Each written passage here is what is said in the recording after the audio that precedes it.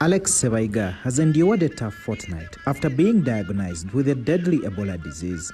But he's counting his blessings because 5 days ago, he was discharged from hospital.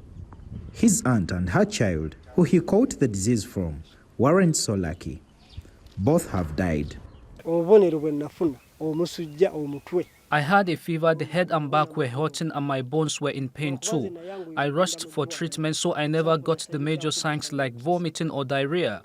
The doctors quickly helped me, but my other colleagues I went with got those major signs, and even those that I had helped suffered with them. About 5 of them died while I was watching. The region is now on high alert over the rare Sudan strain of the Ebolavirus.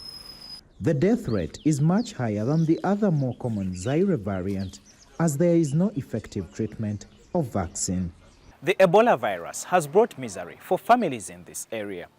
2 days ago, a victim was buried here, but now the surviving relatives are facing stigma from other residents. The Mubende hospital is currently at the center of the outbreak, and there is restricted access to patients who have been put under isolation.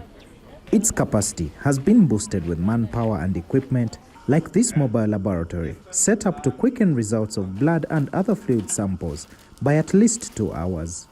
The whole response is quite now well organized, has taken a shot.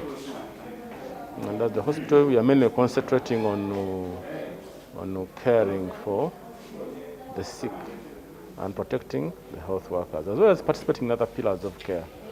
We also participate in the surveillance, we also participate in the laboratory services, and also participate in contact tracing.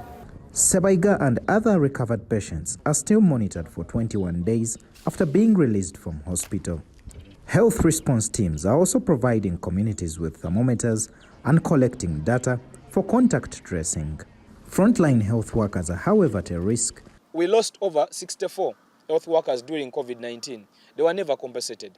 As we talk right now, there's no compensation plan set up yet by Ministry of Health to guide Ministry of Gender and Ministry of Finance into the allocation of these resources for the families. And right now, we are heading into another deadly catastrophic disease. And as we know, it has a high mortality.